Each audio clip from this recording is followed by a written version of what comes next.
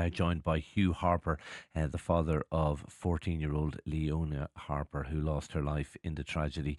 Hugh, thank you indeed for talking to us this morning. We really appreciate it. Can I ask you first to tell us a little bit about your daughter, Leona? Good morning again. Thanks for having me on. Leona was a vibrant, bright, energetic 14-year-old girl. Loved life. Had her future in front of her. And sorely missed.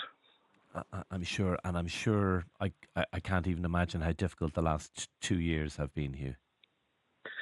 So the last 2 years, as time goes on, you would think you would find some solace and peace, maybe. But actually, as time goes on, it becomes more difficult. Obviously, an ongoing investigation. We have no idea of the cause, why it happened. Was it preventable?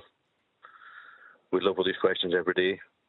And coming into the second year anniversary now, we believe now this time, and at this time, there's information that can be started to be shared with the families that won't harm a criminal investigation that's been run by the guards.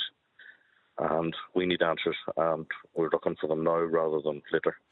Does the absence of those answers, does that make the grieving process even more difficult?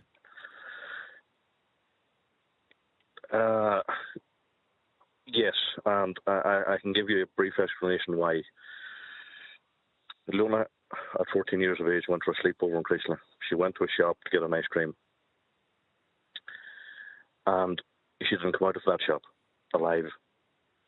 We have sat and had a meeting with the coroner to understand and get the reasons surrounding the physical condition of Leona and what caused her death. Not the actual cause of the incident, but what her injuries were that caused her death. And from that, you have multiple questions that you just need to get answers to that won't be answered by a Garda investigation, pure and simple. You want, you and other families want a public inquiry. Tell us how you feel that could help. Again, we have a close relationship with the Gardaí here in Donegal. We believe that they're doing a good job. But there is information that lies with the investigating bodies that can be shared with the families that will in time help us understand the days leading up to the event, that will give clarity to what exactly happened, as where a Garda criminal investigation is basically just looking for a culprit. There's more to the story than just somebody doing something wrong, somebody being to blame, and we need to know them answers. I totally understand. You probably heard my conversation with Darragh Mackin just before we spoke, Hugh. I did ask him the question. I know you're not a lawyer. I'm not a lawyer either. I did just ask the question. Would you have any concerns about how that could impact on a Garda investigation? You're pretty satisfied that you could have both running in tandem. Well, yeah, listen, we have multiple organisations here that are running this investigation along with the guards. They are working in tandem. Now, the guards are privileged to not give us information, and we understand that, and we're willing to work with that. But we have the likes of the Health and Safety Authority.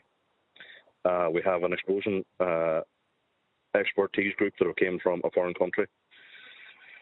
They will hold information that they can give us that will not prejudice this case. And there's also, just for a point of reference, all 10 deaths at this stage now, and have been for at least 6 months, are being treated now as a death in a workplace. To this date, I believe that the death tally held by the HSE that is in public information has not been updated to include the deaths of the 10 people in Creeslough. I have asked this question, why has this not been done yet? I haven't got any response. And that's just basically just one of the questions that we have that we're not getting answers to. Do you obviously feel particularly aggrieved about that?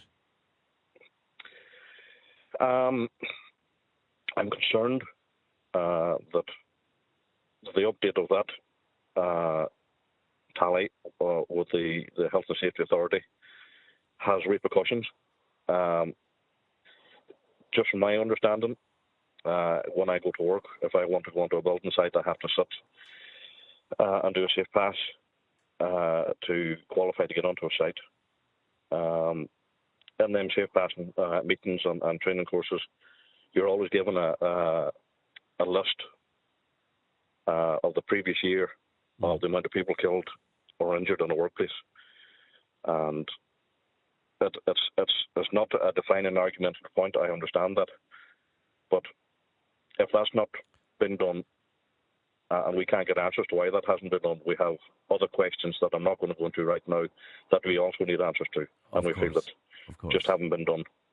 Hugh, just very finally, and thank you indeed for talking to us so honestly and so eloquently. But can I just ask you, you've written to the Minister for Justice. Yes. Darragh Mackin said he hasn't had a formal response yet, but he's no doubt that will come. If you could speak with the Minister for Justice, Helen McEntee, what would you say to her? What would you like to say to her? Well, obviously I would have more time than what I've got this morning, but I would ask her to help us in our endeavours to find the truth, to find justice for our loved ones. I know that remit for justice lies with the guards, but there's also other avenues that we can use to find out answers and to get answers. Now, we have asked a question in a guard meeting that was held for the families. If at any stage it's recommended there's no prosecution, how do we get the information that we can use with our legal teams to move forward? And we're told that we won't get this information. This will all be redacted. To me, this is not good enough. This is not suitable. Information that is of public interest should not be redacted. Okay. Hugh, thank you so much for talking to us this morning. Hugh Harper there, the father of 14-year-old Leona Harper, who lost her life in the Creeslough tragedy, coming up to the 2nd anniversary of that. Hugh Harper, thank you again for talking to Newstalk Breakfast.